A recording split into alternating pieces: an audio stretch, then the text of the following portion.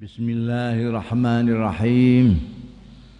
Qala al-mu'allif rahimahullah wa nafa'ana bihi wa bi ulumihi fid dharain. Amin.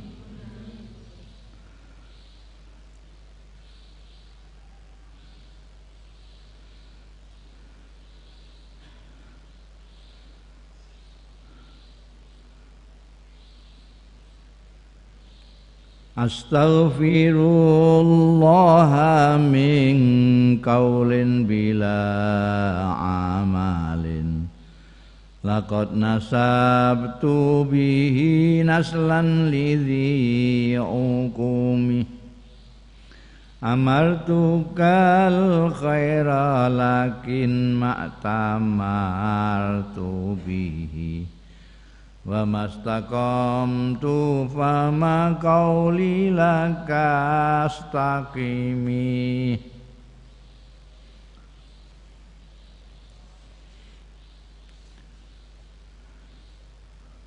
Habis nasihati macam-macam tentang bahayanya nafsu, tapi turute lalu menyadari sendiri. Terus njaluk ngapura. Astagfirullah, nyuwun ngapura kula Allah ing Gusti Allah. Njaluk ngapura ingsun ing Allah mingkaulin saking ucapan bila amalin tanpa ngamal. Lakot nasabtu yakti teman-teman nisbatake sapa ingsun bihi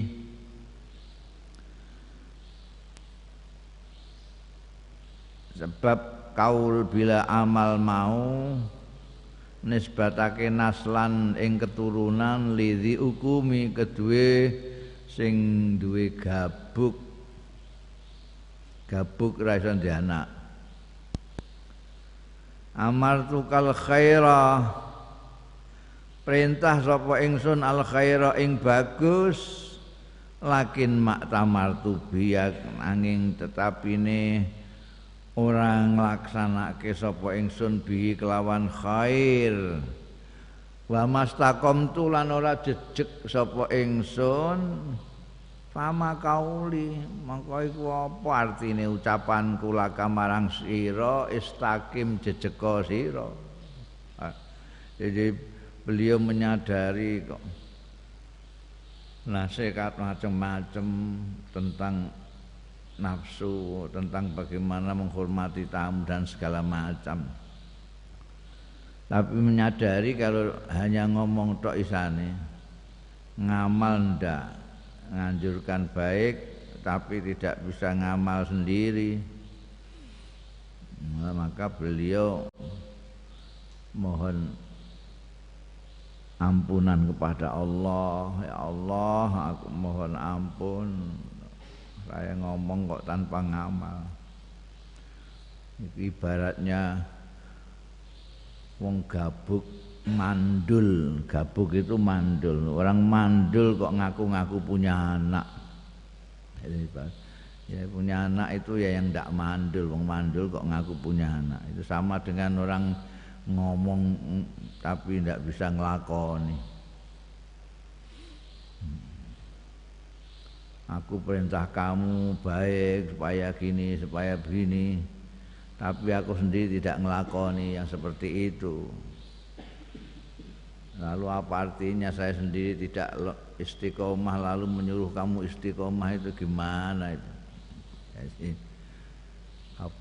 Menyadari sendiri kekurangannya. Ayo nanti perhatikan gimana Imam Busiri ini dengan pelan-pelan masuk kepada inti daripada tujuannya untuk ngalembono Kanjeng Nabi Muhammad sallallahu alaihi wasallam. Ndak terasa ngandani terus ngandani wong terus ngandani awake dhewe. Terus berbicara tentang dirinya sendiri. Wala tazawwatu qabla al-mauti nafilatan lam usalli siwal fardin walam asumi. Janji lagune Gadok mesti macane keliru. wala tazawwatu qablal mauti syana filatan walam usol lisi wa fardin walam asumi.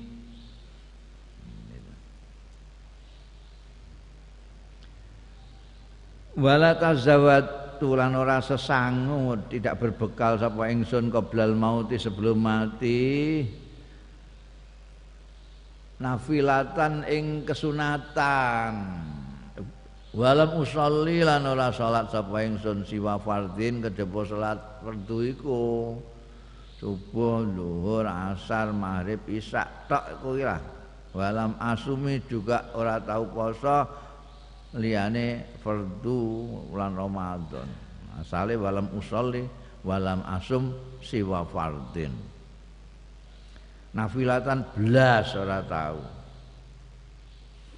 Nah yo ngene aku nasikati kowe kongkon jejeg iku piye wong aku dhewe ora jejeg. Untuk sangu mati ora tahu ngibadah tambahan, salat sunat, zuhur ya langsung ngono ae. Ora nganggo qobliyah, ora nganggo ba'diyah. Asar ora nganggo qobliyah. Maghrib ora nganggo ba'diyah, isya ora nganggo qobliyah ba'diyah, ora nganggo witir barang, subuh ora nganggo qobliyah. Ya semua salat ya sing fardu-fardu tok iku, limang wektu. Poso ya Ramadan tok iku. Menyadari kekurangannya sendiri lalu teringat zalamtu sunnata man ahyal zalama ila anistakat qadamahu durra min warami wa syadda min saghabin ahsa'ahu wa tawa tahtal hijarati kashan mutarafal adami wa rawadadul jibalu summu min zahabin an nafsihi fa'araha ayyama samami. Mulai masuk membandingkan dirinya terus dengan pemimpin agungnya baina sama wal ard. Zalam tu aku iki jan ngani ngaya tenan sunnataman ing sunahe priagung sunahe wong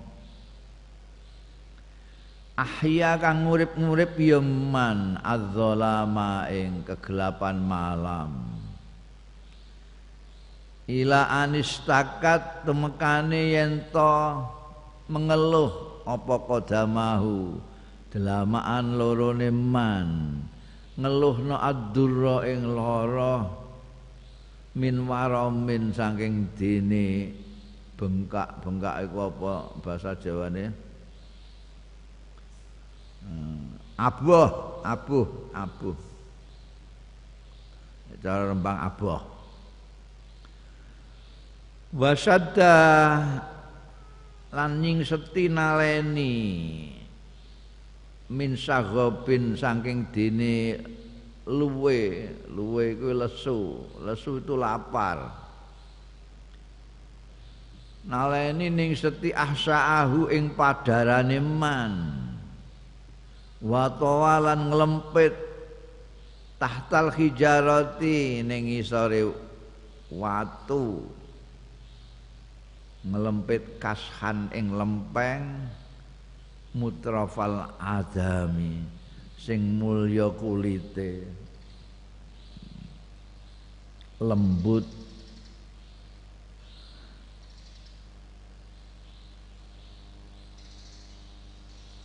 iki mulai kelingan Kanjeng Nabi ya ngaku-ngaku umat Kanjeng Nabi Muhammad sallallahu alaihi wasallam tapi saya tidak pernah mengerjakan hal-hal kecuali yang fardu saja, tidak pernah nambahi kesunahan. Kesunahan itu apa-apa yang dilakukan oleh Rasulullah sallallahu alaihi wasallam tapi yang tidak diwajibkan kepada umatnya. Ini Kanjeng Nabi. Padahal orang untuk mendekati Gusti Allah Ta'ala itu memang dengan kefarduan-kefarduan, tapi harus ditambahi dengan nafilah-nafilah tambahan. Nek fardu-fardu tok ya jadi wong biasa ngono wae. Nah, saya kalau begini ini kan hanya poso, hanya Ramadan tok, enggak pernah Senin Kemis. Anjurannya Kanjeng Nabi padahal ya minimal itu sebulan sekali lah, atau sebulan 3 kali, tidak pernah. Habis Idul Fitri poso 6 dino ya tidak, pokoknya Ramadan tak.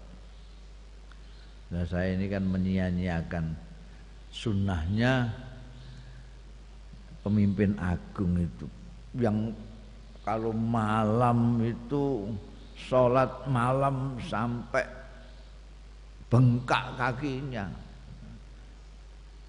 Bayangkan kaki sampai bengkak itu, terus sembayangnya kayak berdirinya itu berapa lama, rukuknya berapa lama, sujudnya berapa lama. Saiki ana sing sembayang tarawih mau 10 menit rampung. Mbae kilat iku. Wah iku mayang malam Kanjeng Nabi. Ini tarawih, tapi tarawih di masjid itu cuma tiga malam Kanjeng Nabi Muhammad itu. Mulanya saiki enggak di masjid ya enggak masalah. Apalagi ada darurat ini. Dulu Kanjeng Nabi itu tarawih itu cuma 3 kali di masjid itu. Karena diikuti orang banyak pada ikut. Kanjeng Nabi itu melakukan apa saja diikuti. Itu namanya mengikuti sunnah Rasul sallallahu alaihi wasallam. Sahabat itu apalah Kanjeng Nabi apa saja diikuti. Itu namanya mengikuti sunnah. Kanjeng Nabi sebelum salat duhur sembahyang qobliyah dulu. Orang-orang pada sembahyang qobliyah juga. Ini malam-malam Kanjeng Nabi sholat pada ikut semua. Kanjeng Nabi itu punya ciri-ciri pribadi welas asih kepada umatnya. Ini kalau terus-terusan begini mereka tambah banyak setiap mengikuti saya sholat ini, nanti kalau terus diwajib nambah Gusti Allah berat. Saya sendiri tidak masalah, mereka ini kasihan. Terus setelah 3 malam sholat sendirian di rumah.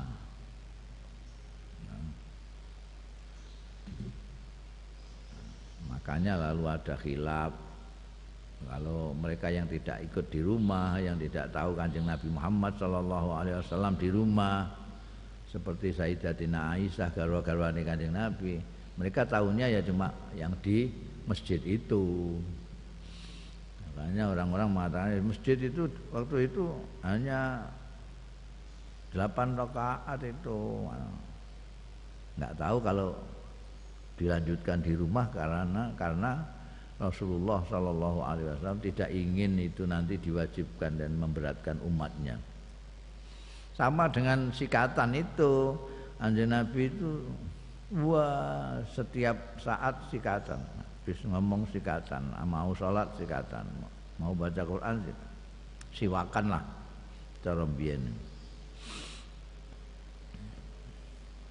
Tapi terus beliau ngendika laula an asyqa ala ummati la amartuhum bisiwa qabla kulli sholatin. Kalau saja saya tidak ingin memberatkan umatku, maka akan aku perintahkan untuk siwakan setiap kali mau sholat. Jadi ada welas asihnya itu. Nah, padahal Kanjeng Nabi itu kalau malam sampai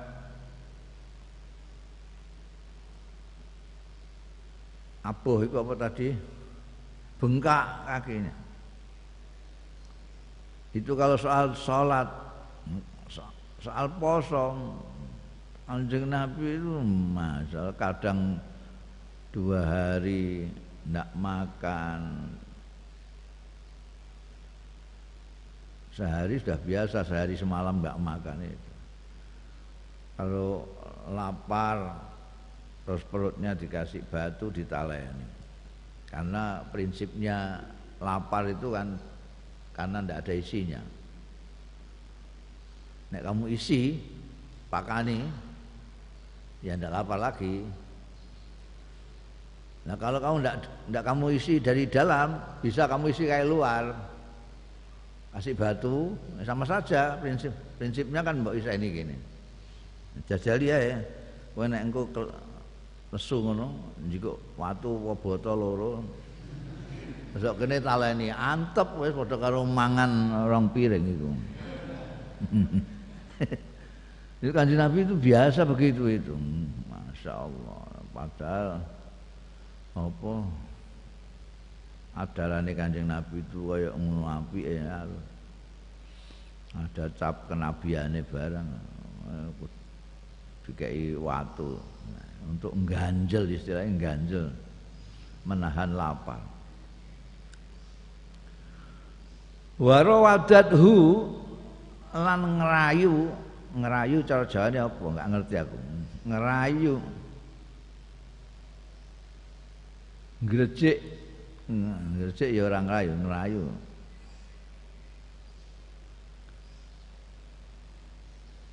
Ya ngerayu. Ngerayu ing Kanjeng Nabi apa aljibalus summu, gunung-gunung sing dhuwur-dhuwur, min zahabin saking emas, gunung emas, an-nafsi saking awak dhewe Kanjeng Rasul sallallahu alaihi wasallam, fa'araha mongko memperlihatkan sapa Kanjeng Rasul sallallahu alaihi wasallam. Uga ana Kanjeng Rasul ngakek isih man rujuke ning gone man mau. Zalam tu sunnataman mal.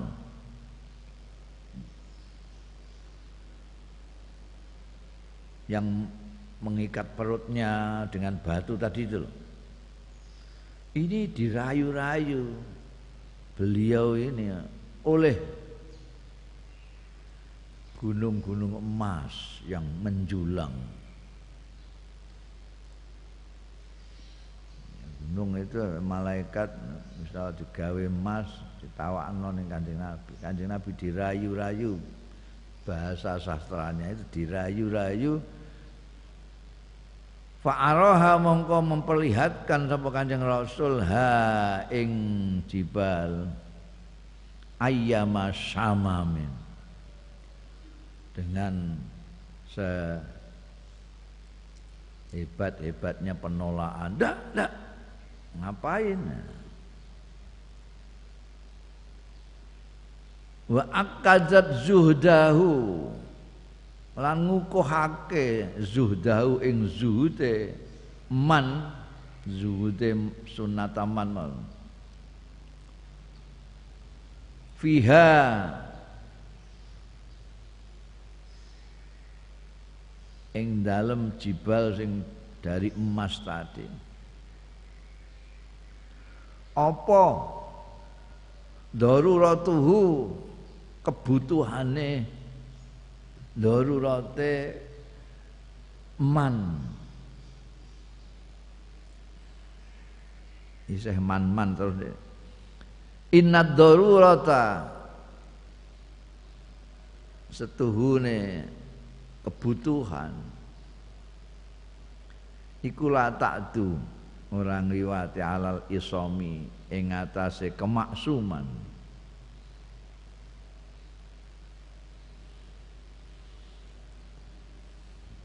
Jadi pribadi yang saya ikuti itu tidak ada bandingannya. Kalau saya mau yang fardu-fardu saja yang saya kerjakan, nah junjungan saya itu sampai bengkak-bengkak kalau sholat malam. Hampir setiap kali poso sampai perutnya perlu diganjal dengan batu.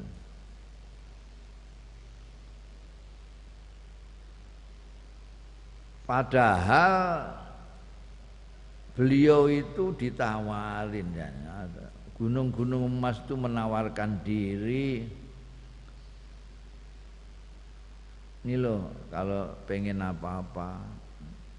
Mungkin gunung-gunung emas itu menyangka Kanjeng Nabi tidak makan sampai perutnya ngelempet dikasih batu itu karena tidak punya duit. Maka ditawari emas. Gunung menawarkan diri, iki lho ambil saya untuk iku ora usah jajan ning restoran paling larang, sak restorane sisan tuku wis. Tapi untuk apa? Rasulullah itu pimpinan, teladan, contoh, termasuk contoh dalam kezuhudan. Zuhud itu sampai dunia anggap rempreh.